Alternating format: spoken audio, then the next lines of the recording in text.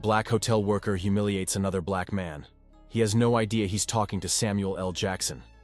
It was a rainy Thursday evening in downtown Atlanta. The kind of rain that lingered, heavy, slow, soaking into the sidewalks and rolling down the tall windows of the Grand Haven Hotel. Inside the lobby, the warm light from the chandeliers cast long shadows on the marble floor. Marcus Johnson adjusted his tie behind the front desk, glancing at the clock as it ticked past 8:07 p.m. Marcus had worked this job for 3 years, and he took it seriously. Dressed in a navy blue vest, crisp shirt, and polished shoes, he liked how people looked at him when he stood behind that counter. He stood tall, proud of what he'd built. The guests, the lobby, the way he handled himself, it all mattered. And tonight, he wasn't in the mood for nonsense. The front doors opened with a soft hiss as a man stepped in from the rain.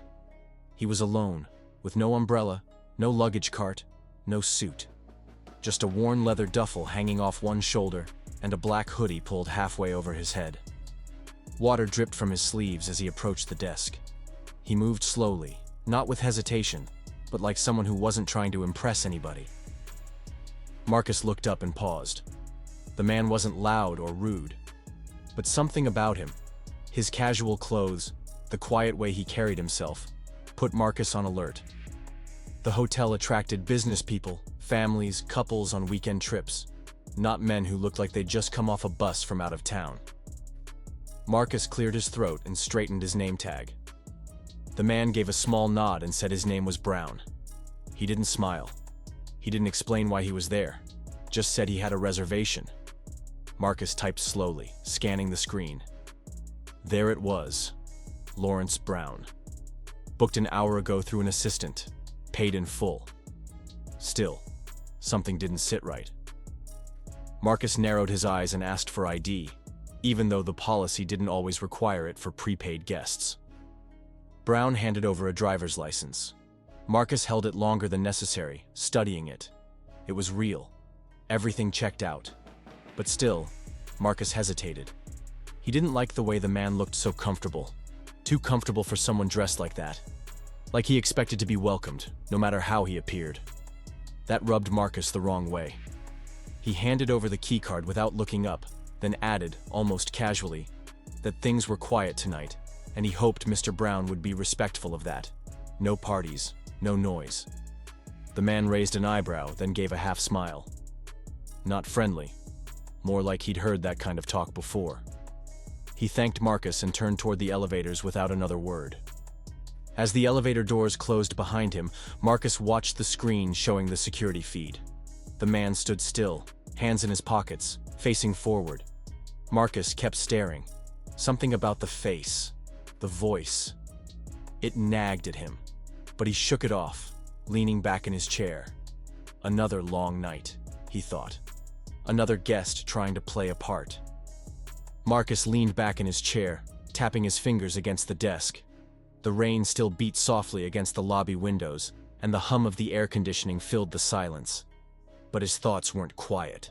That man, Brown, was still sitting in his mind like a stone. Something about him kept poking at Marcus's pride in a way he couldn't shake. He looked down at his own polished shoes, then glanced at the reflection of himself in the darkened window. Sharp. Professional. That's how he wanted to be seen. He had worked too hard to be mistaken for someone who didn't belong. Growing up, he remembered how often he'd been dismissed, overlooked just for how he looked. So he built armor. And part of that armor meant not letting anyone make him feel small again. Claire, the assistant manager, passed by with her tablet in hand. She gave Marcus a nod. Quick, subtle, but approving.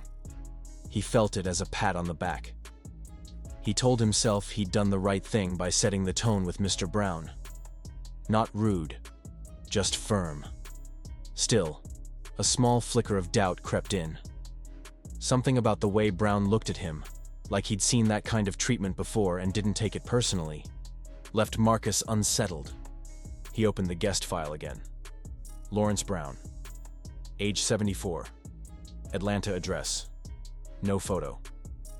Nothing strange on paper. He leaned in and did a quick search.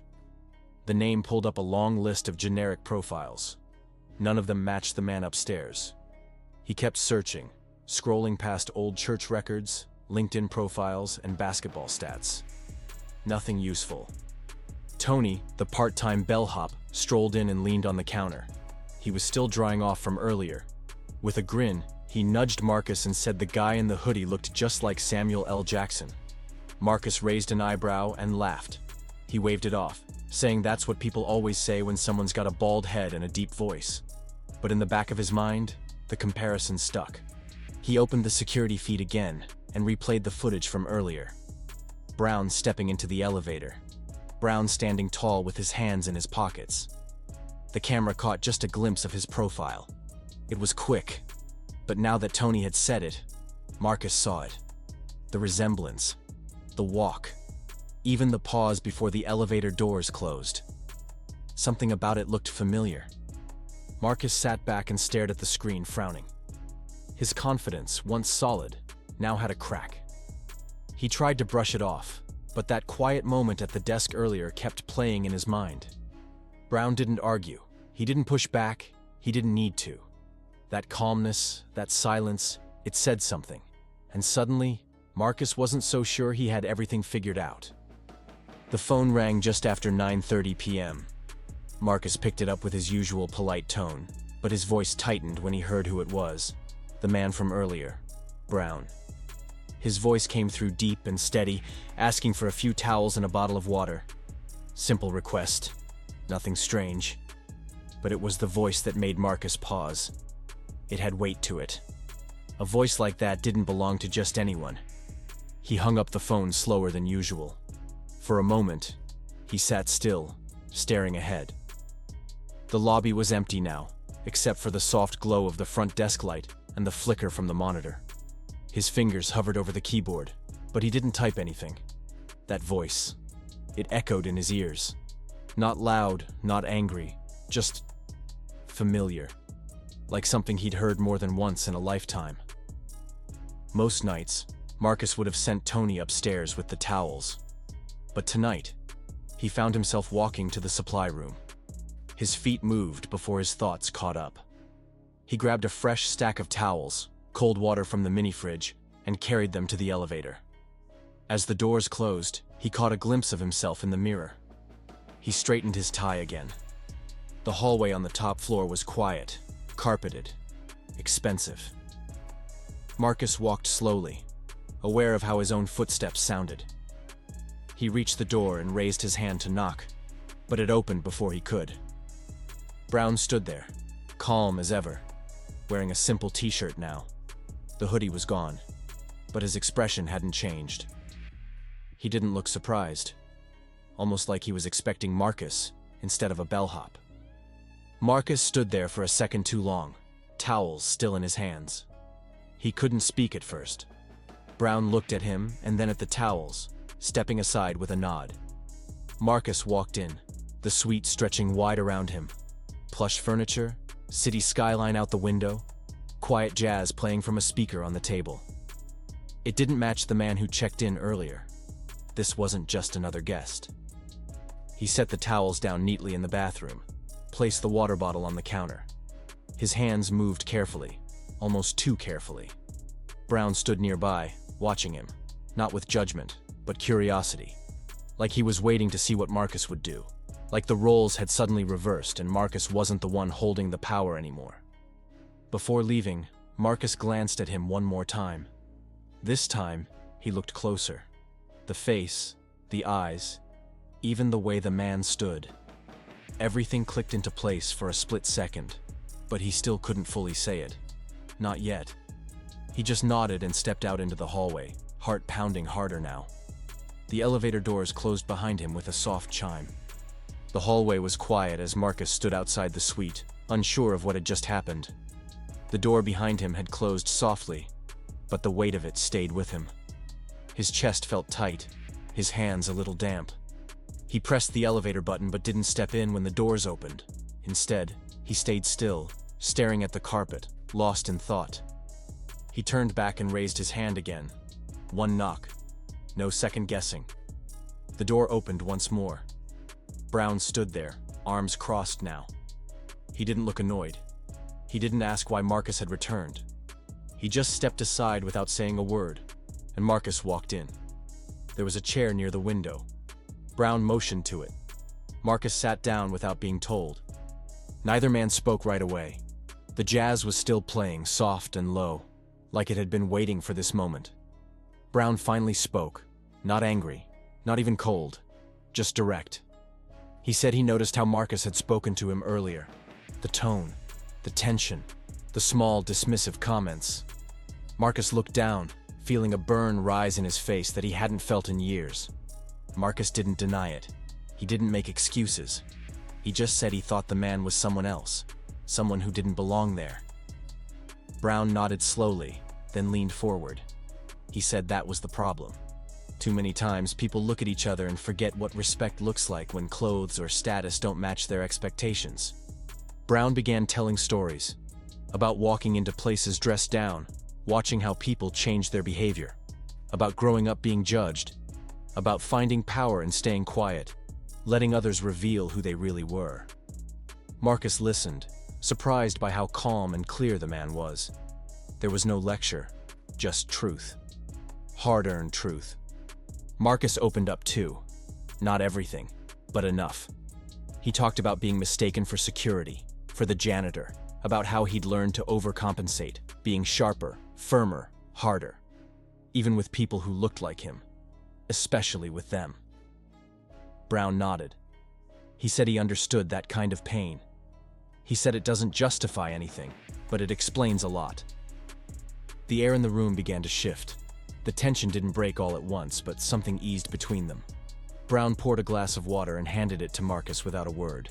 It was a small gesture, but it meant something. Marcus sat there, holding it, unsure how long he'd been in the room. When he finally stood up to leave, he looked Brown in the eye. Not as a guest, not as someone beneath or above him, but just as a man. Brown held the look for a moment, then gave the slightest nod. Marcus returned it. No apologies, no dramatic ending.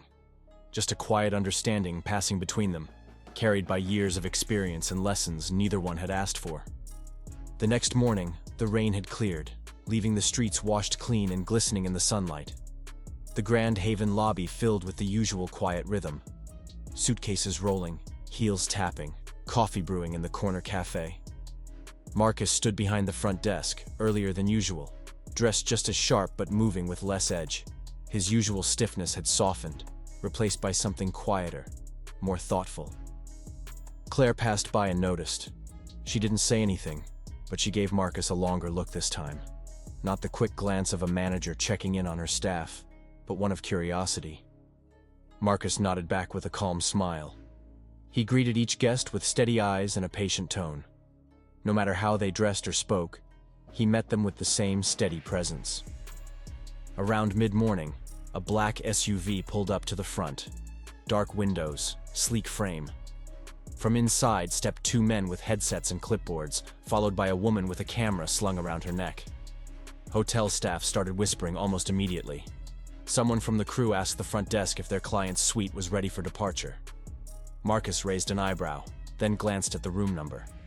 It was Brown's. The elevator dinged, and all eyes turned. There he was, stepping out of the lift, only this time not in a hoodie and jeans. He wore a charcoal gray jacket, sunglasses, and the unmistakable air of someone used to being watched. The bellhop's mouth dropped open. Claire blinked.